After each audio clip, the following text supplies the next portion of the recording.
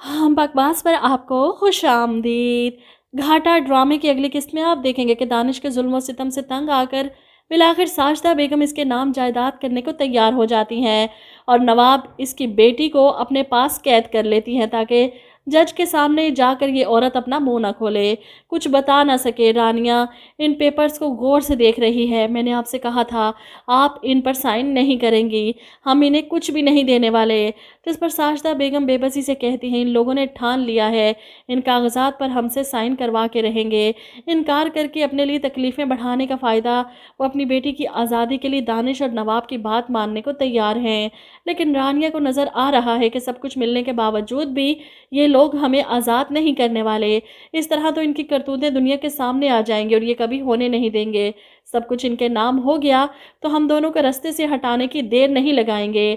आप क्यों इतनी मायूस कुन बातें कर रही हैं? आप मेरा साथ दें, हम कुछ ना कुछ करके यहाँ से निकल जाएंगे।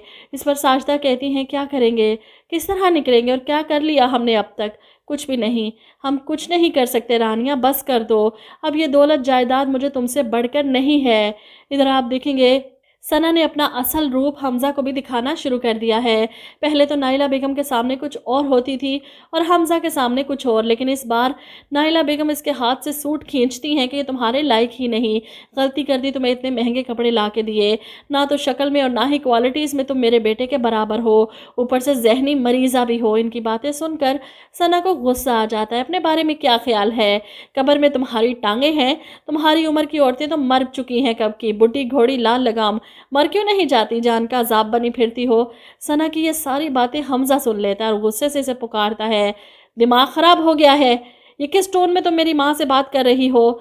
सना हमज़ा के सुन लेने पर थोड़ा घबरा तो जाती है, लेकिन फिर हमज़ा का लिहाज भी नहीं करती। हमज़ा को देखकर नाइला बेगम फ़ौरन इसे कहती हैं, देख लिया तुमने अपनी आंखों से, सुन लिया अपने कानों से, ये लड़की तो बिल्कुल पागल है, इसे पागल खाने पहुँचाओ। जिस पर सना जवाब देती है, मैं पागल हूँ और ये आपका बेटा मुझे पागल खाने पहुंचाएगा, जिसका अपना एक हाथ काम नहीं करता, साइको कहीं का। हमज़ा को यकीन नहीं आता ये सना बोल रही है, जो कल तक इसकी मोहब्बत हासिल करने के लिए मरी जा रही थी, इसके आगे बिछी जा रही थी, किस तरह मुझे अपना लो, और आज इसके अंदर का जहर हमज़ा के सामने भी निकल कर आ गया।